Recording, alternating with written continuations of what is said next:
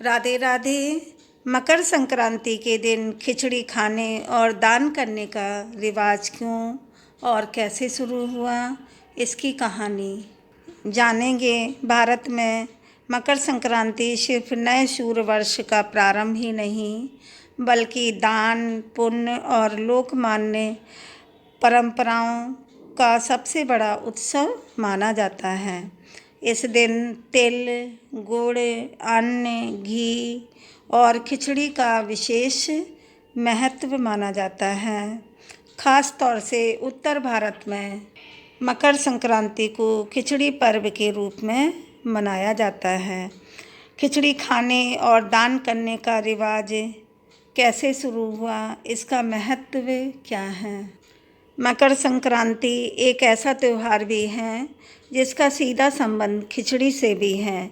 इस दिन घरों में खिचड़ी बनाना और दान करना एक प्राचीन परंपरा है, जिसके पीछे गहरे धार्मिक और ऐतिहासिक महत्व छिपे हैं। पंचांग के अनुसार साल 2026 में मकर संक्रांति का पर्व 14 जनवरी बुधवार को मनाया जाएगा। मकर संक्रांति पर खिचड़ी को एक व्यंजन ही नहीं, बल्कि ग्रहों के दोष शांत करने वाला महाप्रसाद माना जाता है। इसका सेवन ग्रहों की स्थिति को मजबूत करने वाला माना गया है। ज्योतिष शास्त्र में खिचड़ी में उपयोग होने वाली हर सामग्री को किसी न किसी ग्रह से जोड़कर देखा जाता है।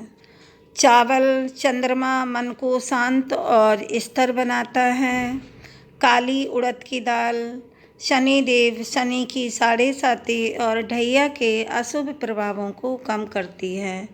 हल्दी गुरु बृहस्पति ज्ञान और शुभता में वृद्धि करती हैं। घी सूर्य देव भगवान सूर्य की शक्ति प्रदान करता है और आरोग्य बढ़ाता है।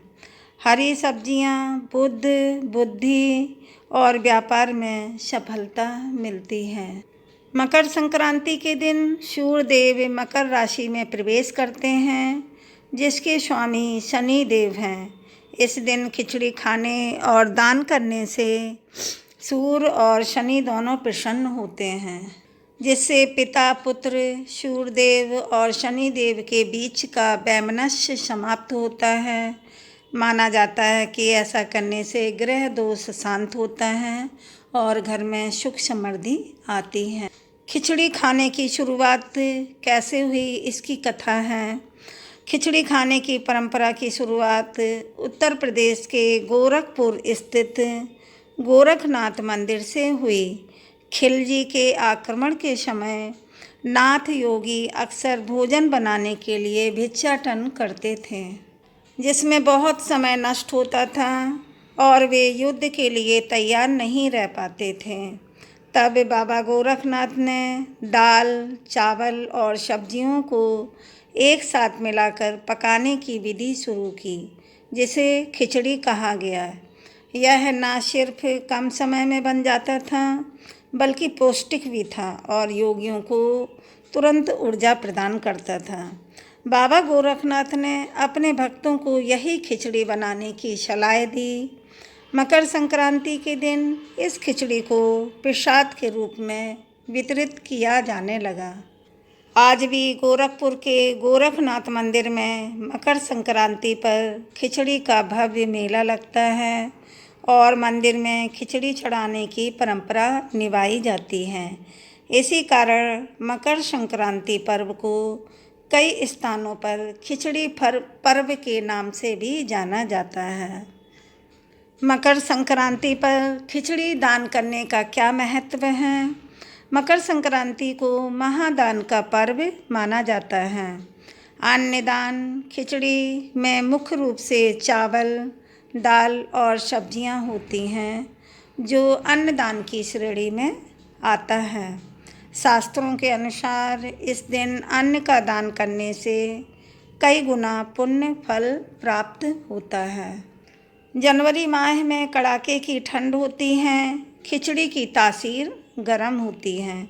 गरीबों और ज़रूरतमंदों को इसका दान करने से उन्हें ठंड से राहत मिलती है। जिसे परोपकार की दृष्टि से भी बहुत शुभ माना जाता है। माना जाता है कि खिचड़ी दान करने से सूर्य और शनि देव की विशेष कृपा प्राप्त होती है और व्यक्ति के जीवन से दरिद्रता दूर होती है। घर में सुख संपत्ति समृद्धि आती है। इसीलिए मकर संक्रांति के दिन अन्न का दान, खिचड़ी का दान अवश्य करना चाहिए। वीडियो को लाइक और सब्सक्राइब करें। धन्यवाद।